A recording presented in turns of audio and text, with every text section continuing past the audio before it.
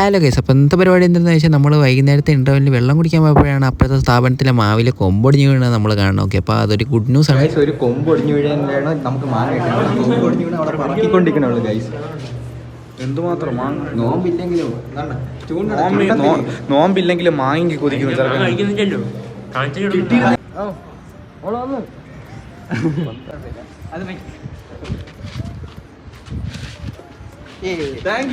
എന്താണ് ഈ മാങ്ങയെ കുറിച്ച് പറയാനുള്ള? മാങ്ങണ്ടി വലിയ മാങ്ങ നമുക്ക് രണ്ടും ഒരേ സാധനം.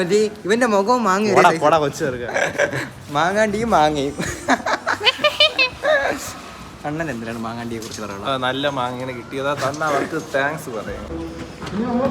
അപ്പം ഇനി മാങ്ങ സ്റ്റാഫ് റൂമിൽ പോയി മാങ്ങയും ഉപ്പും മുളകൊക്കെ നോക്കാം. അതൊരു മിനി അടുക്കളയായതുകൊണ്ട് നമുക്ക് അതിൻ്റെ അകത്ത് എന്താ മാങ്ങ.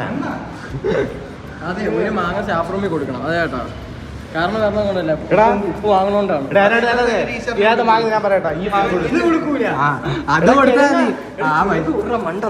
ചെറുത് തരൂല, ചെറുത് വേറെ മാങ്ങ. ഇവൻ മാങ്ങാണ്ടിയല്ലേ? ഷെഫായ അണ്ണൻ എന്തിനാണ് പറയാനുള്ളത്? ഷെഫായ എനിക്ക് വളരെ നല്ല അഭിപ്രായമുണ്ട്. എനിക്ക് പക്ഷെ വിശ്വാസമില്ല. കത്തിയും കൊണ്ടുപോവാ. ഇതിപ്പോ ഇന്റർവെല് കഴിഞ്ഞു. എന്താണ് പറയാനുള്ളത്?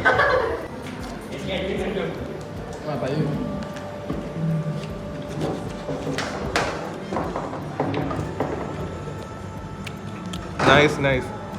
നേരെ വീഡിയോ ഇടും. അണ്ണ എങ്ങനെയുണ്ട് മാങ്ങേന്റെ റിവ്യൂ പറഞ്ഞു? അത് മാവിന്റെ മാങ്ങ സെറ്റ് മാങ്ങയാണ്. ഇത് എന്തൊരു മാങ്ങയാണ്? പേരെന്ന് പറഞ്ഞു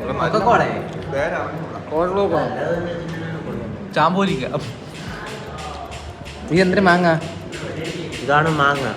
പാവം നോമ്പായിട്ട് ഒന്നും ചെയ്യാൻ പറ്റില്ല. എന്താണ് പറയുക? നോമ്പായിട്ട് പറയാനില്ല. കൊതിയാവുന്നുണ്ടോ? ഇല്ല ഇല്ലേ? ഇല്ല. ഉണ്ടായാലും തരാൻ പറ്റൂല.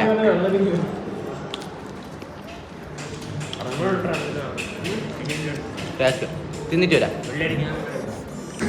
അപ്പൊ മാങ്ങ പറിച്ച് തീർന്നു. അണ്ണ പോയാ?